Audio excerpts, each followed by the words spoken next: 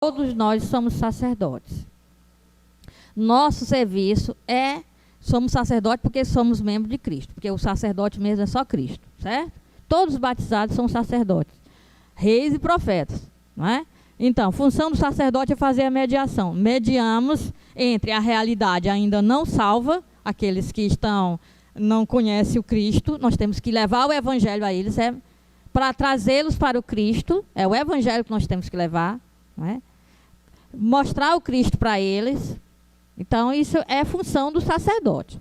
Então, todos nós somos sacerdotes, todos nós fazemos esse tipo de mediação. Nós tentamos aproximar a realidade celeste da realidade terrestre. Isso é que é função do sacerdote e isso todo mundo faz. Certo? Então, isso é função do sacerdote, isso todo batizado deve fazer, porque todo batizado foi inserido no sacerdócio de Cristo. 2, é outra coisa. Outra coisa é o sacramento da ordem, que não faz de ninguém sacerdote. Agora, pega alguém que já é sacerdote e ordena, consagra para uma função específica, que é outra. Presidir a Assembleia Litúrgica não é uma função sacerdotal, é uma função presbiteral. Sacerdote é todo mundo. Está entendendo como é? Então, quando o presidente de uma celebração, ele representa aquela assembleia, porque ele não representa só o Cristo cabeça, mas ele representa o Cristo membro. Não é? Tem uma coisa na liturgia católica que eu acho interessante, que é o diálogo entre o presidente e a assembleia. Que as pessoas pensam que é uma oração e é um diálogo. Não é? Então, orar, irmãos, para que o nosso sacrifício seja aceito por Deus Pai Todo-Poderoso. Com quem que o presidente da celebração está falando? Com a Assembleia. Orar, irmãos. Eu estou dizendo, vamos, irmão, ora aí. É isso que eu estou dizendo. É o presidente falando com a Assembleia. E a Assembleia diz aqui, ore você. Você foi ordenado para nos representar, para representar a Assembleia Litúrgica. Então, orar, irmãos, para que o nosso sacrifício seja aceito por Deus Pai Todo-Poderoso. Todo mundo recebe? Receba o Senhor por tuas mãos este sacrifício, para a glória do nome do Senhor. Então, o que está dizendo? Faça você, porque você está aí para presidir, para nos representar essa Assembleia Litúrgica. O problema é que as pessoas pensam que sacerdote é o presbítero. Sacerdotes são todos e o presbítero radicaliza essa função, essa vocação, esse sacerdócio da igreja, de toda a comunidade cristã. Então não confunda, dizer assim, todo mundo pode fazer o que o sacerdote faz, aí você está dizendo que sacerdote é só o presbítero. A pergunta correta é, todo mundo pode fazer o que o presbítero faz? Não. Existem distinções de funções.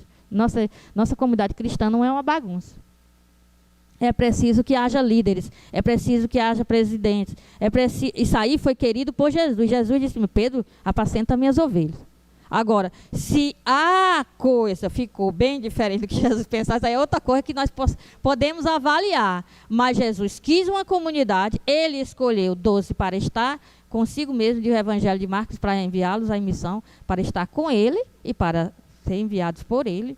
Não é? Jesus quis uma comunidade e Jesus quis liderança nessa comunidade. Ele escolheu lideranças nessa comunidade. Agora, se a coisa foi desandando, aí vamos avaliar, mas que Jesus quis, as funções distintas quis, tá certo? Então, vamos corrigir a nossa linguagem. Eu posso chamar um presbítero sacerdote? Posso, mas eu tenho que saber o que eu estou dizendo. Certo? Então, coisas que são próprias de cada função na igreja, é preciso que as funções sejam distintas, gente. Faz parte da liturgia a distinção de funções. Vocês vão ver que é isso que até na tenda se fazia as distinções para que nós possamos fazer o encontro. Não é? Exatamente quando as coisas querem abolir as distinções, é que a bagunça litúrgica começa. Faça bem a sua função, você não é melhor do que ninguém para fazer a sua função. O problema é que nós estamos num ambiente de concorrência. Então, a função do cântico é muito importante, mas tem gente que quer fazer show na liturgia. Meu Deus do céu, marque um show, cobre ingresso, Mostre que você canta bem, que você toca bem, que você pula bem, que você grita bem. Mas faça isso num outro ambiente que não seja no ambiente do culto. Certo? Você explica bem uma palavra, você entende bem, pois prepare um curso, faça uma formação num outro ambiente, não use a homilia para você mostrar que sabe mais do que os outros. Então, essas coisas que acontecem no culto, essas distorções, é por causa do pecado, da dureza do coração, mas a liturgia mesmo é muito linda e as distinções são maravilhosas. Diga. No programa Roda Viva, o Leonardo Boff foi indagado se ele fosse perdoado, ele voltaria para a igreja. Ele respondeu que sempre está na igreja, apesar do silêncio obsequioso, ele continua batizando, enfim, exercendo todas ele não foi excomungado. Exatamente. Inclusive que tinha apoio dos bispos, mas ele não dominou. O que é que você acha disso em relação à condenação ao silêncio obsequioso? Mas o silêncio obsequioso é só para ele não fazer teologia. Ele não foi expulso da igreja. Ele só foi dito, olha, você tem essa posição teológica, você abre mão dela e você continua sendo um teólogo. Mas ele disse, não abro mão dela. Bom, ele só pediu suspensa de ministério porque ele quis, ele não foi suspenso de ministério. Só foi pedido que ele mudasse a posição teológica dele. Está em comunhão com a igreja. Nunca foi excomungado. Está entendendo? Acho que às vezes a gente sabe das coisas pela TV e a gente tem outra impressão. Leonardo Boff nunca foi excomungado. Não é? Só foi pedido que ele mudasse a postura teológica. Ele disse, não mudo. O que eu escrevi, escrevi. Num livro só. Né? Igreja, Carisma e Poder. Os outros todos não foram nunca criticados. Né? Então não muda essa postura teológica. E aí não mudou. Então você não vai poder ensinar teologia. Foi só isso. Mas aí ele disse, então eu prefiro sair da minha congregação, pedir dispensa do meu ministério, assumir o matrimônio, ensinar filosofia. Ele trabalha em Pontifícia Faculdade Católica. Certo? Então, às vezes a gente confunde as coisas. Tá? Bom, podemos ir para o sacrifício para a gente ver como é que fica. Será que existe sacrifício no cristianismo? Porque aparentemente não existe templo, aparentemente não existe sacerdote. Então, ainda retomando aí essa questão do batismo. Tem que ter uma catequese melhor sobre o batismo. Porque para os cristãos, o batismo é para deixar de ser pagão. Fica nisso. O teólogo, o batismo, ela colocou que o batismo às vezes é tido para isso, para deixar de ser pagão. O teólogo jesuíta, católico, Karl Rahner, diz que do jeito que está se tornando, que as pessoas estão se tornando cristãs, que elas estão sendo batizadas, está sendo passado um verniz de cristianismo sobre um paganismo. E é um verniz tem uma camada tão frágil de verniz que se você arranhar um pouquinho, se você fizer um esforço, o que tem é paganismo. Agora, o anglicano Nicholas Thomas Wright, ele diz assim, o cristão nessa situação, que foi passado só um verniz de cristianismo sobre ele, se tirar o verniz, ele é um pagão pior do que antes, ele é um pior dos pagãos. Porque existe pagão que faz a justiça, que luta por justiça. Mas quando ele recebe esse vernizinho de cristianismo, essa coisa falsa que não é verdadeiro cristianismo, ele não se importa mais nem com o outro, ele fica egoísta, desonesto. Ele é educado para isso, porque ele vê isso, né? Não é? Certo? Então, o que tem que ver? O batismo é a porta de entrada na comunidade cristã, que nos dá a membridade, que nos torna membro de uma comunidade cristã, que é corpo de Cristo. Não é? Paulo usa o termo, nós somos imputados em justiça, quer dizer, na carta aos Romanos. Nós só conhecemos amputado. Né? Então, nós tínhamos uma irmã de comunidade, a irmã Maria dos Anjos, que ela teve um problema, câncer no seio, teve vários outros problemas, e teve que amputar o braço. Nós conhecemos pessoas amputadas, membros amputados. E Paulo usa o contrário, imputado, quer dizer, quando nós somos colocados no corpo de Cristo, Cristo recebe um membro que não tinha, é o contrário, em vez de tirar um membro, é pôr um membro que não existia. Né? Então, somos imputados na justiça de Cristo, né? No ajustamento que Cristo tem à vontade de Deus. Então, o sacramento do batismo é o sacramento. Ele, para nos dar verdadeiramente a vida cristã, tem que haver um esclarecimento profundo do que seria essa entrada na comunidade cristã.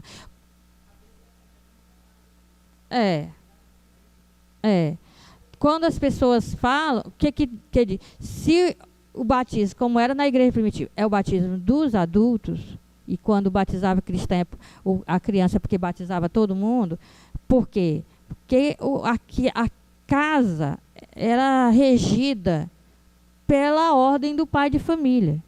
Então, o costume da casa, a lei da casa, economia, a lei da casa, não é? Economia era a lei da casa, era o costume daquele clã, o costume daquela família, era para todos. Quem não tiver de acordo, pode ir embora e constituir um novo clã. Mas aqui a norma é esta. Então, quando batiza Cornélio, batiza toda a casa de Cornélio, escravos, crianças, porque todos vão estar dentro daquilo ali, não tem como. Aquilo ali é um aquário onde os peixes nadam. Certo? Então, batizou, porque o costume agora é esse, é ser cristão. Então, isso é tão sério que quando o imperador romano se batizou, o império todo batizou. Por quê? Porque aí o dono da casa batizou, todos batizam. Só que o império romano era uma bagunça. Não é igual um pai de família com poucos membros que diz, nós vivemos, eu aceitei. Então, o batismo é de adultos. O batismo é de adultos. Quando o adulto se batiza, a vida passada dele é lavada. Então, nós não vamos entrar aqui em coisa do pecado original, porque tem que ser um curso. Né? Mas se enfatizou, vai ser lavado do pecado. O batismo nos coloca dentro da vida de Cristo. Na vida de Cristo, o pecado está morto. É por isso que meu pecado é lavado. Não é por outra coisa. Não tem, o pecado foi morto na cruz de Cristo. Eu mergulho na cruz de Cristo. O que era o termo batismo? Só para a gente, que ela levantou aqui. O termo batismo, mergulhar, na linguagem cotidiana, era tingir uma roupa. Vocês pensam que a roupa vinha com cor? A roupa não vinha com cor, não. Era a cor da natureza. A roupa era feita de lã.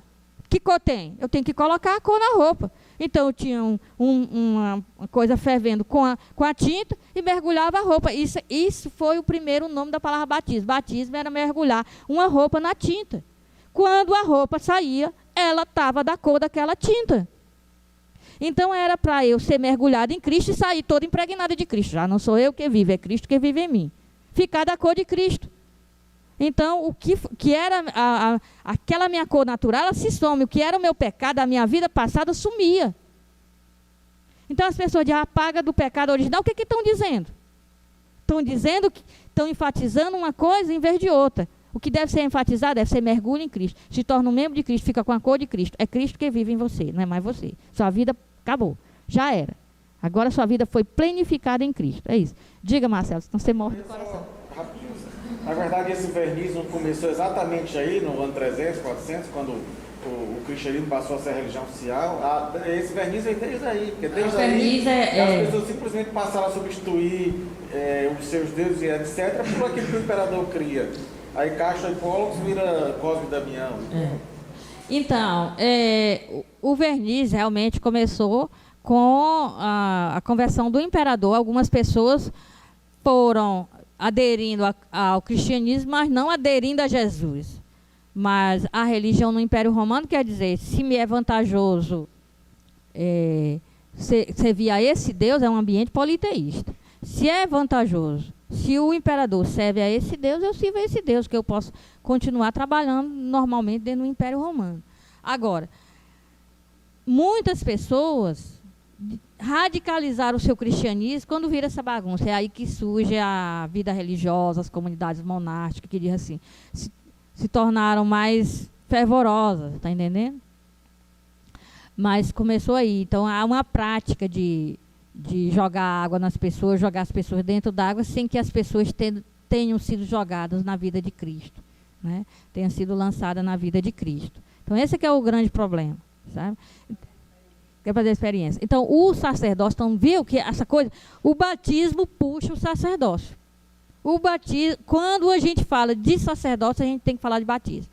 O batismo é que nos faz estar sacerdotes. O batismo é que nos coloca nessa vida do Cristo, né, ressuscitado, no mistério do Cristo total, na sua encarnação, sua vida, sua morte, sua ressurreição, né, sua ascensão. Certo? Então, e aí isso pode ser radicalizado em diversas funções. Às vezes o sacerdócio ele é radicalizado no martírio. O sacerdócio é radicalizado no ministério presbiteral. Está entendendo? O sacerdócio é radicalizado no ministério diaconal. Radicalizado. Porque eu tenho que fazer com que a realidade que não é reino de Deus se torne reino de Deus, se aproxime de reino de Deus. As pessoas passam fome. Certo? Então, o que é chato é quando as coisas ficam superficiais. Diaconato quer dizer servir aquele que não tem alimento para que ele tenha alimento. Diácono era um escravo que ficava na família, que fazia com que tivesse comida na mesa das crianças quando chegasse a hora do almoço. Isso era o diácono. Diácono era o escravo de uma família que dizia, na hora da comida, todos os membros dessa família vão ter comida na mesa. Era isso. E quando a comunidade cristã pegou esse termo, que era próprio da família, e que era um termo, a função de um escravo, e colocou como uma função de um ministério, ela sabia o que estava dizendo. É que existem pessoas que não têm nem o que comer. Então, tem pessoas que nunca receberam o sacramento da ordem e exercem o diaconato até a morte. Elas vivem para que todos possam ter condições de se alimentar, de ter onde morar, etc. Ela radicaliza a função sacerdotal nisso. Está entendendo? Então, a função sacerdotal pode ser radicalizada na defesa da fé. Na defesa da fé, que não é defesa de doutrina. Mas pessoas não foram ordenadas, nunca receberam o sacramento da ordem, mas estão arriscando a vida em país de missão, em país onde o cristianismo é proibido, e elas estão guardando o depósito, aquilo que Jesus nos deu, aquela visão de Deus que Jesus nos deu, aquela certeza, aquele esclarecimento sobre Deus, estão lá num ambiente hostil. Elas estão radicalizando o sacerdócio. Elas estão ali para testemunhar que existe uma alternativa, que não é só aquela. Está entendendo? Então, quando Madre Teresa de Calcutá foi para a Índia, lá na Índia, foi a servir aos pobres, elas estão dizendo assim, a forma como a Índia se estrutura é assim, as castas, quem nasceu para sofrer, que sofra, quem nasceu para se dar bem, que se dê bem.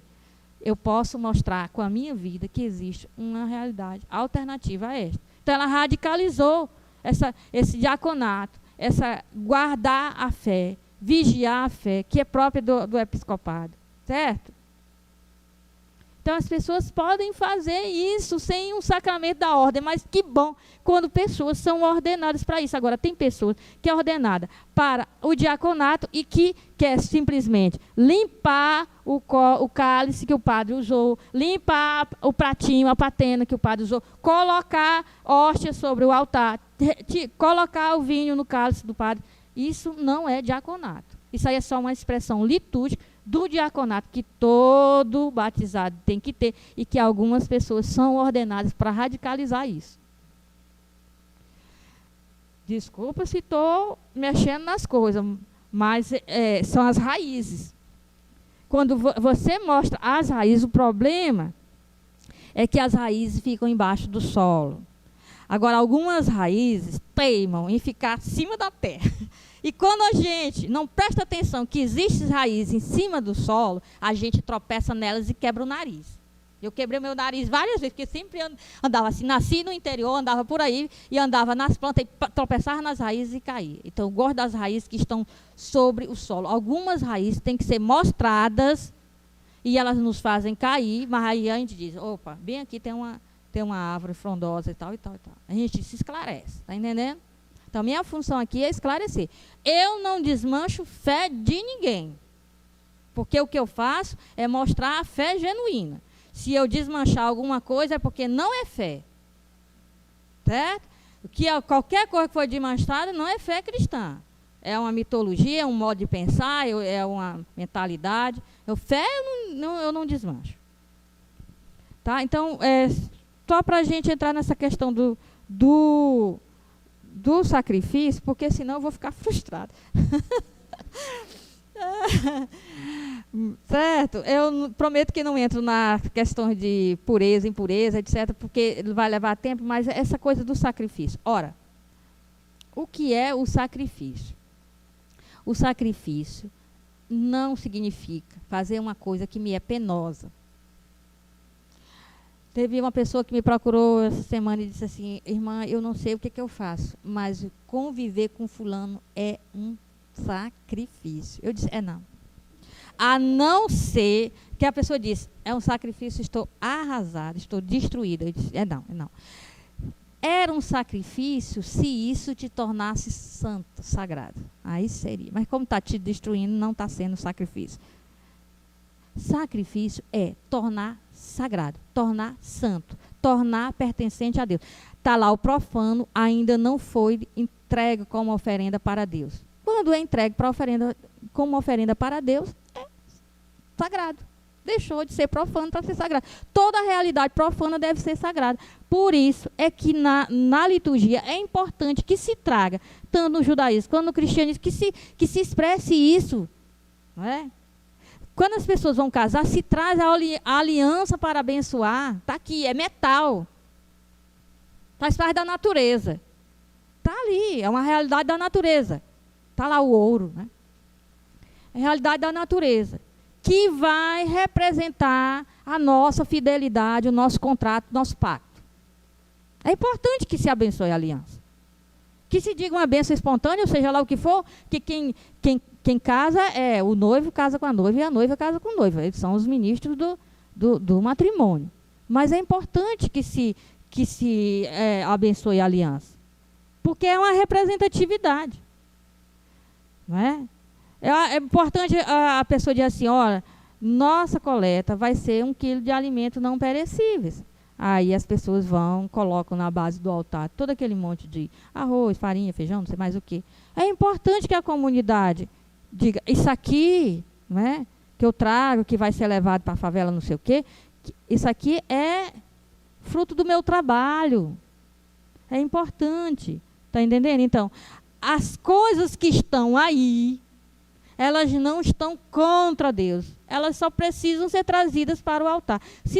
O judeu tinha uma colheita grande. Aí ele pegava uns 5, 6 frutos, algumas coisas, levava como representatividade da sua colheita para como oferenda. Levava a 10ª parte para o sacerdote. Mas ele levava, está aqui essa pera, está aqui essa maçã. Deus vai comer? Não, mas está dizendo assim: tudo que está aí não é para ficar contra Deus. Tudo que está aí, todo mundo tem que saber que pertence a Deus. Olha, o pássaro, a árvore, não vai saber disso. Quem vai saber é o ser humano. É o ser que louva, é o ser que reconhece um ser supremo. Está entendendo?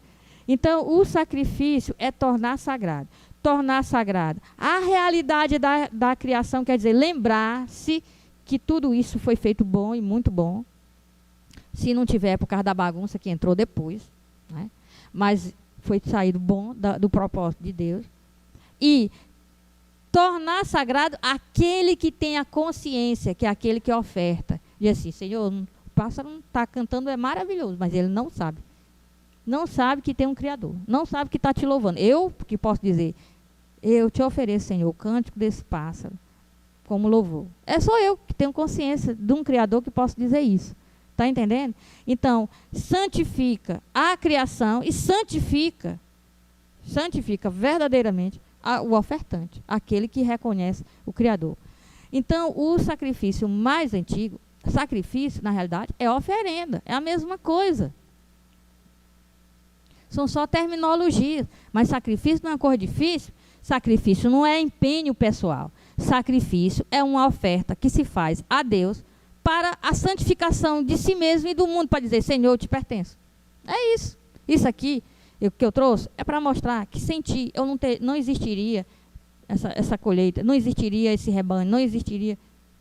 Certo?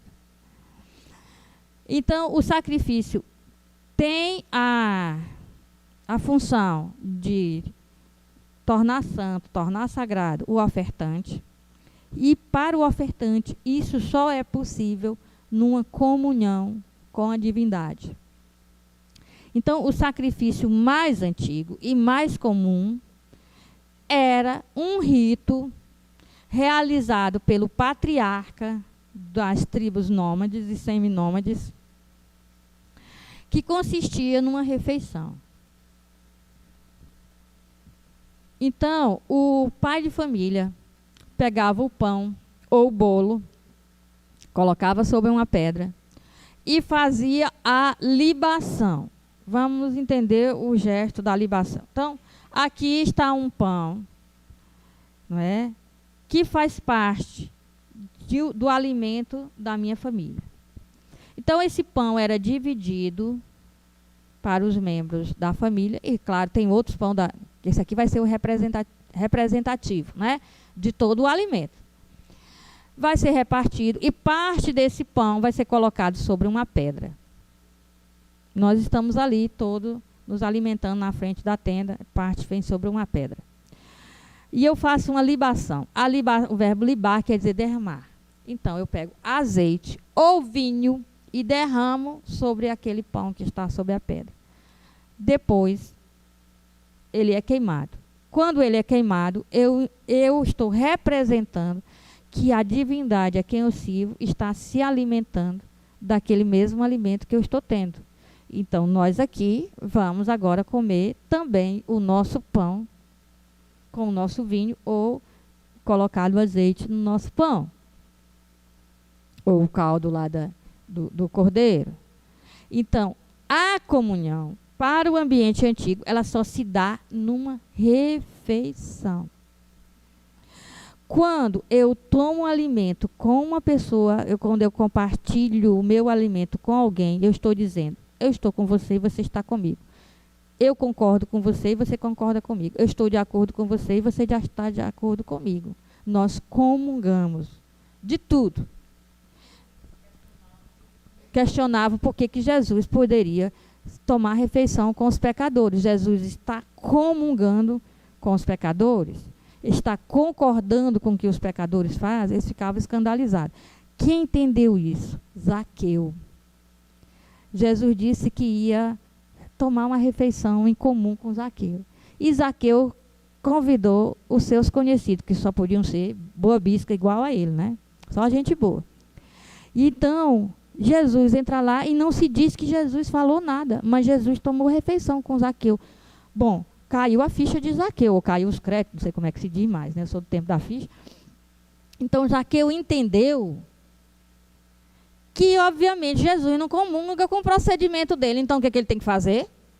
Comungar com o procedimento de Jesus, porque eles estão ali tomando a mesma refeição. Se Jesus, obviamente, não está de acordo com o que Zaqueu faz, mas agora Zaqueu pode dar uma virada, ele pode ficar de acordo com o que Jesus faz. Então, ele toma a decisão imediatamente. Senhor, metade dos meus bens eu dou. Não disse eu vou dar, não. Tá no presente mesmo. Eu dou aos pobres. E a outra metade eu vou resolver as falcatruas que eu fiz, né? Certo? Então, é Zaqueu que tem que dar a virada. Então, porque ele compreende isso. Não é? Zaqueu compreende isso. Então, não precisa Jesus falar do evangelho. Jesus toma uma refeição com eles, as pessoas sabem que Jesus está por elas. Então, elas têm que dar uma virada na vida delas para poder estar com Jesus. Então, o mais antigo ritual é esse da comida. E não tem ninguém específico para fazer. O pai faz porque ele é a raiz, a fonte de toda aquela família. Num sistema patriarcal é assim que se entende. O pai faz. Não é? Então, o sacrifício mais antigo é o alimento mesmo, é o alimento básico. O que eu divido com a divindade? Aquilo que eu estou comendo, eu e meus filhos. E no templo?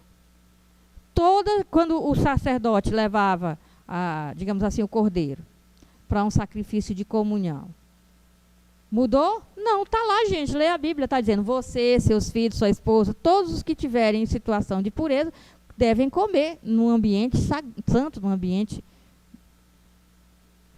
Certo? Então, o mais antigo sacrifício é principalmente pão e vinho, que na Bíblia, o mais antigo testemunho disso é o nosso amigo Melquisedeque, né? Então está aí ele trazendo um ícone antigo dele, trazendo pão para fazer. Então quem comeu aquele sacrifício? O Deus Altíssimo, Melquisedeque, Abraão, os caras que estão com Abraão, os caras que estão com Melquisedeque, é o pessoal que foi resgatado, as crianças, a família que Abraão foi para uma guerra e retomar os parentes dele que tinham sido levados como escravos, não é? Então quem participa? Todo mundo. Estamos em agradecimento à divindade e vamos comungar com ela e ela conosco, através da refeição. Então, quando Jesus simboliza a oferta da vida dele nisso, que era o mais, ele não está fazendo novidade, ele está levando para a dimensão mais antiga da religião de Israel, que é a religião dos pais, em que Deus é um pai de família, é o verdadeiro patriarca, é o pai da família e que dá alimentos e que toma alimentos junto com seus filhos. É isso que Jesus está fazendo. E por que isso é importante? Porque na cabeça de Jesus isso não precisava de templo, isso não precisava de uma tribo especial para fazer isso, nem de um clã especial para fazer isso, nem de ninguém especial para fazer isso. Isso era feito por aquele que era o líder da família. O líder da família. Por isso, quem atualmente preside a Eucaristia tem que presidir a comunidade. É o líder da comunidade. Porque essa é uma coisa que às vezes as pessoas não querem assumir. Vocês sabiam, vou contar para vocês, que não existe bispo auxiliar? Nós não temos 2 aqui em Fortaleza? Eles não existem. Eles são bispos de alguma diocese histórica que não existe mais, porque todo líder tem que ser líder de uma comunidade. Quando eles foram...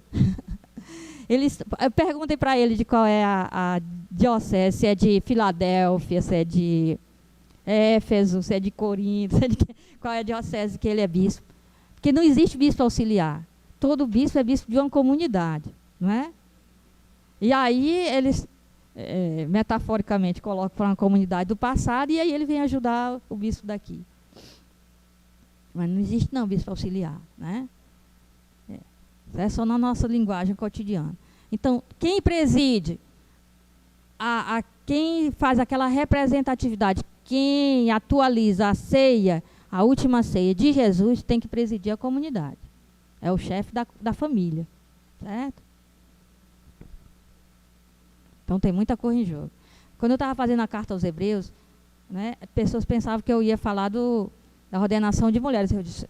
Tem coisa muito mais profunda do que isso. Que se essas coisas forem compreendidas, num futuro, talvez que, se essas coisas forem compreendidas, né, talvez num futuro se possa abrir espaço para outras coisas. Mas se essas coisas não são compreendidas, eu acho que, sim, eu pelo menos não me sinto chamada.